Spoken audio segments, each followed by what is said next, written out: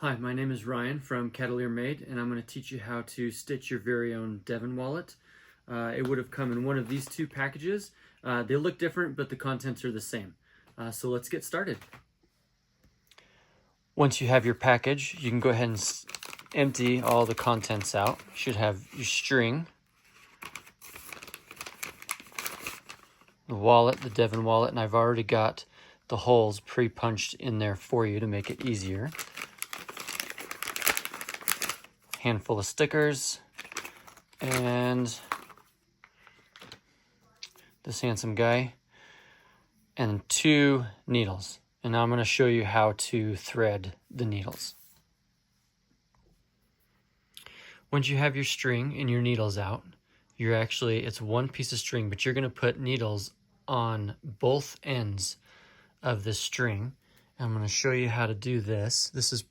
You got to take the needle, thread the eye of the needle like that, and then you're going to want to bring the pointy part, the sharp part, back towards the middle of the string, and you're going to poke it through like that, and you pull it down, and you take this tab and you pull it all the way down like that so it's nice and smooth.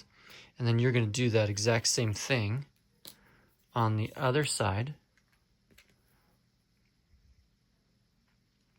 I'm going to show you how to do what's called a saddle stitch. It's one of the strongest stitches you can do, and it's really simple. There you go, just like that. Now you got your string threaded.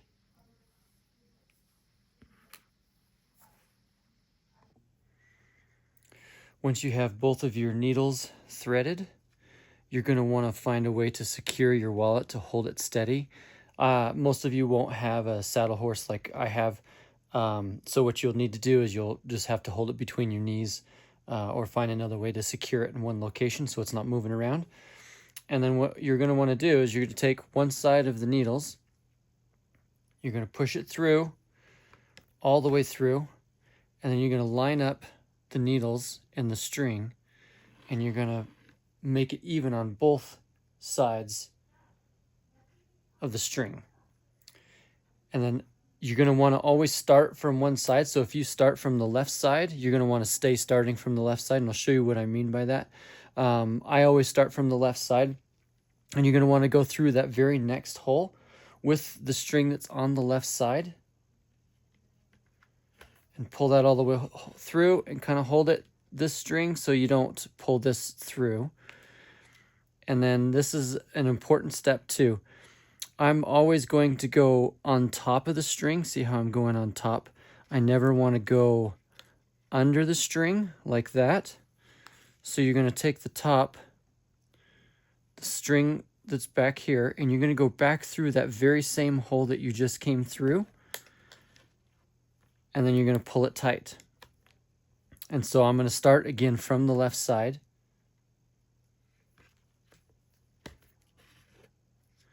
And then I'm going to take the back string and I'm going to go on the top, so not from underneath. And it's important to do that to make your stitches look uniformed all the way through. And so you just keep doing that back and forth. And that is a saddle stitch. And once you get, it's good to remember to, once you get to this place, give it a little bit of a tug. So you pull it kind of nice and tight.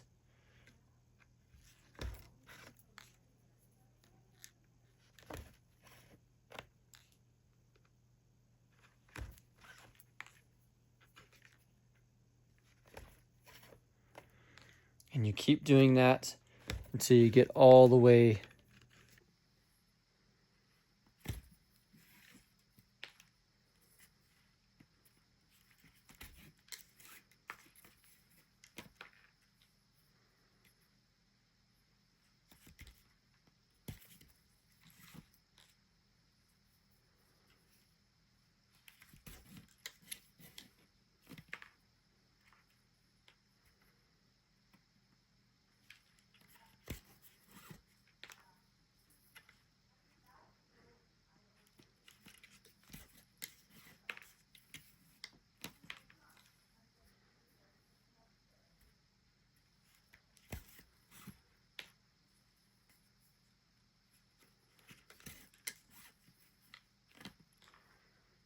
Okay, once you get to the very end, I'm going to show you how to finish it off. And what we're going to do is we're going to backstitch 2 stitches. And so what backstitching is, so obviously you're at the very end. You're going to take your needle and you're going to go back, hence backstitch, through that same hole. Sometimes it can be kind of tough. If you need little pliers to help pull them through, you can use them. So now you've got that, and you're going to do that on both sides.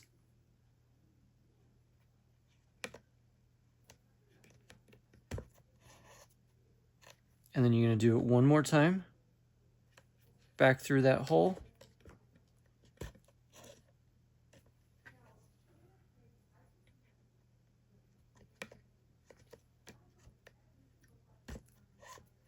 And pull it tight. And if you got some of these scissors online, you can just go ahead and,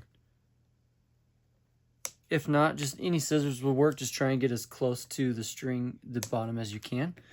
So you have little pieces right there, and then you just kind of press it down. Because it's waxed, it's going to stick to itself. And even if one of them does come unraveled, it's not going to unravel very far. So you just snip it off again.